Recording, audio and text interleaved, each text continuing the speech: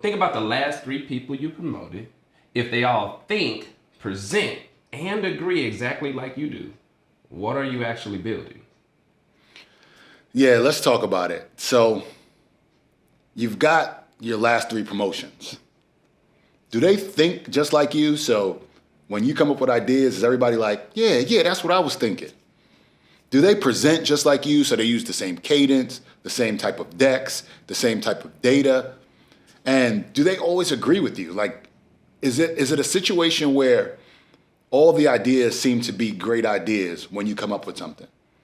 Because if that's the case, you aren't building a leadership team. All you're doing is building a big mirror.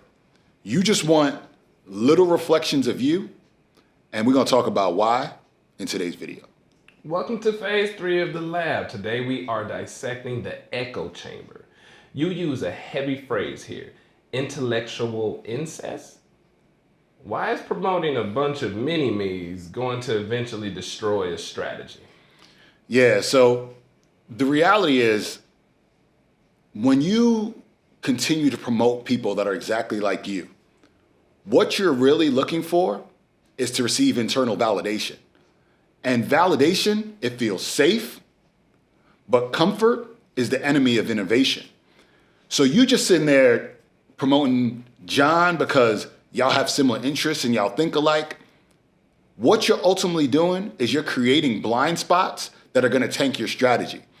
True innovation comes when you have diversity of thought. So you have many different people, many different experiences that are gonna be able to give many different ideas, meaning sometimes y'all are not gonna agree.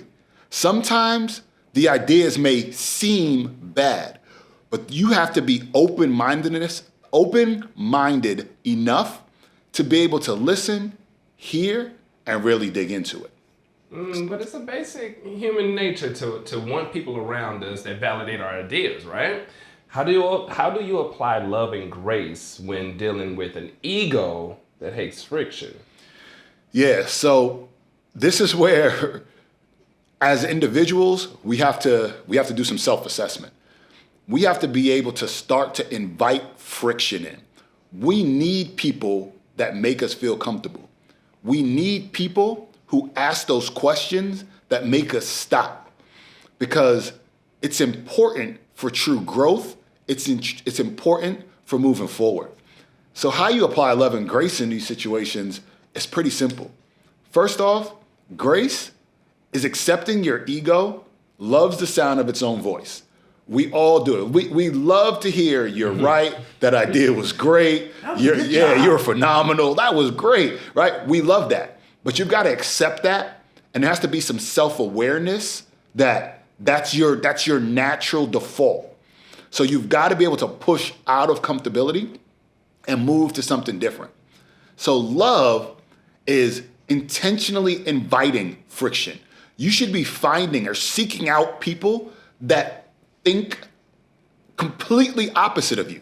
You may be super analytical. You need somebody that's super free and creative thinking, right? You may be super extroverted. You need to find somebody that's extremely introverted, right? So you're gonna find people who think the complete opposite, because it broadens your think tank. It broadens your whiteboard, right? So survival of the business is more important than the comfort of your ego. I'm gonna say that again, because you may have missed it, and it's a huge point. Go ahead. Survival of the business is more important than the comfort of your ego. What do the young people say? Clock that. You and the young people that you're talking about. No. So how do you intentionally invite that type of friction? Could you break down the diversity of thought audit for us? Yeah, so here's your blueprint. You have to have that diversity of thought. It's important, not even important, it's mandatory. If you are leading teams, you are leading people, you have to have it.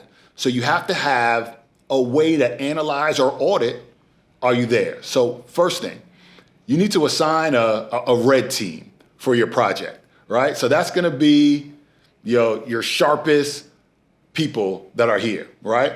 Your most cynical team member, the person that every idea they're like, that just seems stupid to me.